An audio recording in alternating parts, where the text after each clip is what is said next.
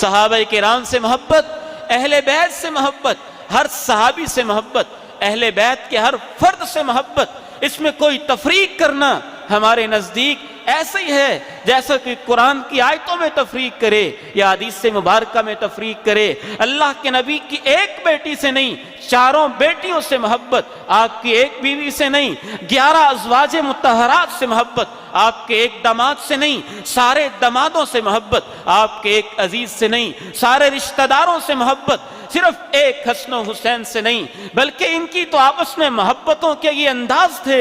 سیدنا حسین، سیدنا حسن، جنت کے یہ شہزادے، جنت کے نوجوانوں کے سردار، جن کے بارے میں آپ نے فرمایا من سرہ ان ينظر الى رجل من اہل الجنہ فلینظر الى الحسین، جو دنیا میں جنتی کو دیکھنا چاہتا ہو وہ میرے نواسے حسین کو دیکھ لے۔ علی مرتضیٰ رضی اللہ تعالیٰ عنہ سو رہے ہیں، آرام فرما رہے ہیں، اللہ کے پیارے نبی تشریف لاتے ہیں، سیدہ فاطمہ بیان فرماتی ہیں، علی مرتضیٰ رضی اللہ تعالیٰ عنہ بیان فرماتے ہیں، آپ تشریف لائے، یہ جنت کے شہزادے پانی پانی مانگ رہے ہیں، بھوک لگی ہے، کچھ کھلایا پلایا جائے۔ کیا محبت تھی ان کے ساتھ، اللہ کے پیارے نبی کو سیدہ فاطمہ بیان کرتی ہیں، ہمارے گھر کے اندر علی تو سو رہے تھے، ایک بکری تھی، تھوڑا تھوڑا دودھ دیتی تھی، کبھی کبھار اس کے تنوں سے معمولی دودھ آ جاتا تھا، اپنے ان نواسوں کی خاطر اللہ کے پیارے نبی خود دودھ دونے لگ جاتے ہیں، دودھ دو کر ان کو پلاتے ہیں، پلا کے فارغ ہوتے ہیں، پھر کیا کہتے ہیں؟ کہتے ہیں فاطمہ فاطمہ میں، تم، یہ دونوں اور یہ جو سویا ہوا ہے، جنت میں ہم ایک جگہ میں اللہ کے پاس اکٹھے ہی ہوں گے، اکٹھے ہی ہوں گے۔ ان سے محبت کیوں نہ کی جائے؟ ان سے محبت ایمان کا حصہ ہے، اور ایمان کا اعلیٰ ترین حصہ ہے، اعلیٰ ترین مقام ہے۔ یہی سیدنا حسن رضی اللہ تعالی عنہ، ان کو اللہ بیٹا دیتا ہے تو ایک بیٹے کا نام ابو بکر رکھ دیتے ہیں، اللہ اور بیٹا دیتا ہے اس کا نام عمر رکھ دیتے ہیں۔ سیدنا حسین کو اللہ بیٹا دیتا ہے، نام ابو بکر رکھ دیتے ہیں، ایک اور بیٹا دیتا ہے، نام عمر رکھ دیتے ہیں۔ یہ صرف اور صرف اہل کفر کی، اہل نفاق کی سازشیں ہیں کہ مسلمانوں میں پھوٹ ڈالی جائے۔ اہل بیت نبی، صحابہ کرام یکجان تھے، پوری زندگی اکٹھے رہے تھے، لیکن کفار کی سازش تھی کہ ان کو کسی نہ کسی طریقے سے علیحدہ کیا جائے، تفریق ڈالی جائے، اور اللہ کے پیارے نبی پیشین گوئیاں کر چکے تھے۔ حضرت علی مرتضیٰ رضی اللہ تعالی عنہ کی یہ روایت ہر اہل ایمان کو یاد ہونی چاہیے۔ آپ نے ارشاد فرمایا کہ اللہ کے پیارے نبی نے مجھے کہا تھا لا يحبك الا مؤمن ولا يبغضك الا منافق، علی تجھ سے محبت کرنے والا مومن ہوگا، تجھ سے بغض رکھے گا تو وہی جو منافق انسان ہوگا۔ ایک اور روایت بھی یاد رکھنی چاہیے، حضرت علی مرتضیٰ رضی اللہ تعالی عنہ وارضاہ فرمایا کرتے تھے یہلک فی رجلان، میرے تعلق سے دو قسم کے لوگ تباہ ہو جائیں گے، محب مفرط، وہ لوگ بھی تباہ ہو جائیں گے جو مجھ سے محبت کرتے ہوئے غلو کر جاتے ہیں، حد سے بڑھ جاتے ہیں، عقیدے کو، ایمان کو، دین کو، اسلام کو پیچھے چھوڑ دیتے ہیں، اور وہ بندہ بھی تباہ ہو جائے گا جو مجھ سے نفرت کرتا ہے اور بغض رکھتا ہے۔ ایک اور روایت میں سیدنا علی مرتضیٰ رضی اللہ تعالی عنہ نے اس سے بھی آگے بڑھ کے کہہ دیا میری وجہ سے دو قسم کے لوگ جہنم میں چلے جائیں گے، آگ میں چلے جائیں گے، ایک وہ انسان جو مجھ سے محبت میں حد سے بڑھ جاتا ہے، اور ایک وہ انسان جو میرے اوپر بہتان تراشیاں کرتا ہے۔ اور اسلامی تاریخ نے دونوں طرح کے لوگ دیکھے، وہ لوگ جو علی مرتضیٰ رضی اللہ تعالیٰ عنہ سے بغض کرنے والے تھے ان کو خوارج کہا جاتا ہے، ان کو تکفیری کہا جاتا ہے، ہر مسلمان پہ کفر کے فتوے چلانے والے، سختیاں شدت پسند قسم کے لوگ، اور ان کو دوسری اصطلاح کے اندر ناصبی کہا جاتا ہے، اہل بیت نبی سے بغض رکھنے والے۔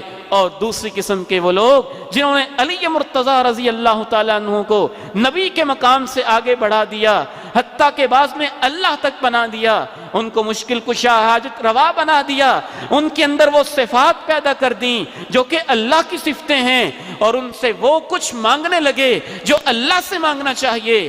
یہ اپنی محبت میں حد سے بڑھنے والے لوگ ہیں۔ یہ دونوں قسم کے لوگ دین اسلام پہ اور اس کی تعلیمات پہ عمل پیرا نہیں ہیں۔ اہل السنہ والجماعہ دین اسلام کی اعتدال کے راہ کے اوپر قائم ہیں کہ ایک ایک صحابی سے محبت اور اہل بیت سے بالخصوص اضافی ایک درجہ محبت کہ وہ اہل بیت نبی ہیں صحابی ہونے کے ساتھ ساتھ، اور اس طرح سے علی مرتضیٰ سے محبت، ابوبکر صدیق سے محبت، عمر فاروق سے محبت، عثمان غنی سے محبت، علی مرتضیٰ سے محبت۔ اسی طرح وقت گزرتا جاتا ہے۔ آخری بات کر کے میں آپ سے اجازت چاہتا ہوں، حتیٰ کہ کفار کی یہ سازشیں ایک دن کامیاب ہو جاتی ہیں۔ منافقین کی، اہل کفر کی سازشیں جو شروع ہی سے چاہتے تھے کسی نہ کسی طرح سے اسلام کو کمزور کیا جائے، عمر فاروق رضی اللہ تعالیٰ عنہ کو شہید کر دیا گیا، عثمان غنی رضی اللہ تعالیٰ عنہ کو شہید کر دیا گیا، علی مرتضیٰ رضی اللہ تعالیٰ عنہ کو شہید کر دیا گیا۔ انہی سازشوں کا تسلسل تھا، لیکن اب اس نے رنگ بدل لیا تھا۔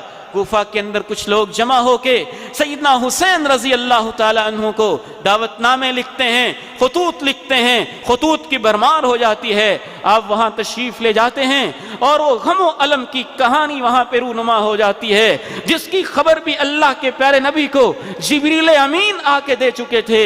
آپ علیہ الصلوۃ والسلام کے ایک عزیز کزن جناب ابن عباس کہتے ہیں، میں سویا ہوا تھا خواب کے اندر، موجم کبیر طبرانی کی حدیث مبارک ہے، خواب میں دیکھتا ہوں اللہ کے پیارے نبی کے بال بکھرے ہوئے ہیں، آپ کے ہاتھ میں شیشی ہے اور اس کے اندر خون جمع کر رہے ہیں۔ میں پوچھتا ہوں اللہ کے پیارے نبی یہ کیا ماجرا ہے؟ آپ فرماتے ہیں یہ حسین اور اس کے ساتھیوں کا خون ہے، یہ حسین اور اس کے ساتھیوں کا خون ہے۔ سیدنا علی مرتضیٰ رضی اللہ تعالی عنہ بھی نینوا کے مقام پہ اپنے غلام اور اپنے خادم نجی رضی اللہ تعالی عنہ ان کے ساتھ اپنے خادم کے ساتھ جا رہے ہیں اور کہتے ہیں یہاں فرات کے کنارے میں اللہ کے پیارے نبی کے ساتھ جا رہا تھا، آپ یکدم آنکھوں میں آنسو آ جاتے ہیں، آنسو بہا رہے ہیں۔ میں آپ سے پوچھتا ہوں آپ کی آنکھوں میں آنسو کس لیے جاری ہیں؟ آپ مجھے فرماتے ہیں جبریل نے مجھے آ کے بتایا ہے فرات کے کنارے حسین کو شہید کر دیا جائے گا۔ انہی کفار کی یہ سازش کامیاب ہوتی ہے اور وہ بلانے کے بعد آپ کو سپورٹ نہیں کرتے، مدد نہیں کرتے، اور سیدنا حسین رضی اللہ تعالیٰ عنہ کی بہن واضح طور پہ کہتی ہیں کہ تمہارے مرد کوفہ والوں ہمارے اوپر حملے کرتے ہیں اور تمہاری عورتیں بین کرتی ہیں۔ سیدنا حسین رضی اللہ تعالیٰ عنہ میدان کربلا میں اکیلے بیٹھے ہیں، آ کے دیکھنے والا دیکھتا ہے، کہتا ہے اس میدان میں تنے تنہا قرآن کی تلاوت، داڑھی آنسوؤں سے تر اور قرآن ہاتھ کے اندر اور اس کی تلاوت ہو رہی ہے۔ پوچھنے والا کہتا ہے یہاں کیا ہو رہا ہے؟ ہزاروں خط کا ڈھیر لگا ہے۔ سیدنا حسین رضی اللہ عنہ ان کی طرف اشارہ کر کے کہتے ہیں یہ جنہوں نے خط بھیجے ہیں ما اراہم الا قاتلی، مجھے لگتا ہے کہ یہ مجھے مروائیں گے، یہ مجھے شہید کروائیں گے، یہ میرے خلاف سازشیں کریں گے۔ صحیح بخاری سے پتہ چلتا ہے قتل کس نے کیا اور اس عظیم سانحے کے پیچھے ہاتھ کس کا تھا؟ وہ کوفہ والے لوگ جو اوپر سے محبت کا اظہار کرتے اندر سے مسلمانوں کے خلاف تھے۔ ابن عمر رضی اللہ تعالی عنہ سے ایک آدمی آ کے مسئلہ پوچھتا ہے حالت احرام کے اندر کیا مچھر کو مارا جا سکتا ہے؟ حاجی کے لیے جائز ہے؟ جناب ابن عمر کہتے ہیں تم کوفے سے آئے ہو، تمہیں شرم نہیں آتی؟ تم نے تو اللہ کے پیارے نبی کے نواسے کو شہید کر دیا اور مجھ سے مچھر مارنے کے بارے میں سوال کرتے ہو۔ اللہ رب العزت سے دعا ہے ان سازشی عناصر سے امت کو اللہ تعالیٰ محفوظ فرمائے۔ یا اللہ ہم آپ کو گواہ بنا کے کہتے ہیں ہم تیرے نبی کے اہل بیت سے محبت کرتے ہیں، ہمیں ان کے قدموں میں جنت میں جگہ نصیب فرما۔